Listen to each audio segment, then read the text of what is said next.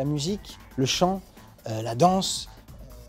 l'image vont amplifier cette dimension poétique.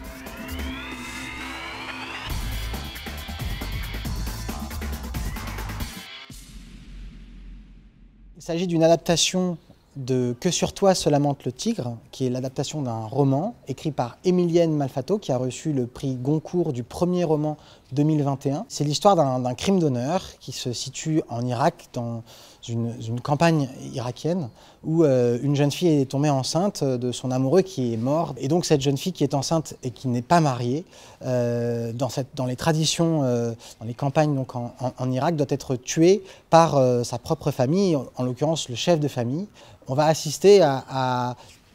une prise de parole chorale de plusieurs membres de la famille qui vont s'exprimer sur cette même situation,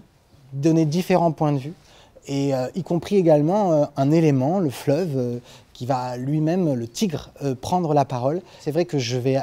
transcender encore davantage cette écriture qui, au départ, est déjà très poétique, le fait de l'incarner sur scène, de la rendre vivante, de lui donner une langue, va amplifier cette dimension poétique de l'œuvre. Il y a deux musiciens live au plateau, un oudiste et un percussionniste, plusieurs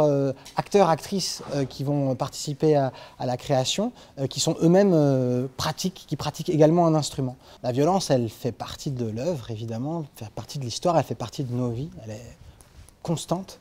L'art et la création que je vais proposer là, transdisciplinaire, permet ce truchement poétique, permet à la fois la ressentir de l'intérieur et en même temps la transposer pour peut-être mieux la combattre. J'ai rencontré plusieurs fois Emilienne Malfatto, l'autrice du roman, de l'œuvre, et j'ai eu la chance qu'elle m'emmène en Irak, m'ouvrir à ces rencontres que j'ai pu faire là-bas, à tous les a priori que j'avais en partant, qui sont tombés très rapidement une fois que j'ai découvert le pays, me décaler, me déterritorialiser, comme dirait Gilles Deleuze, pour pouvoir créer de l'inattendu.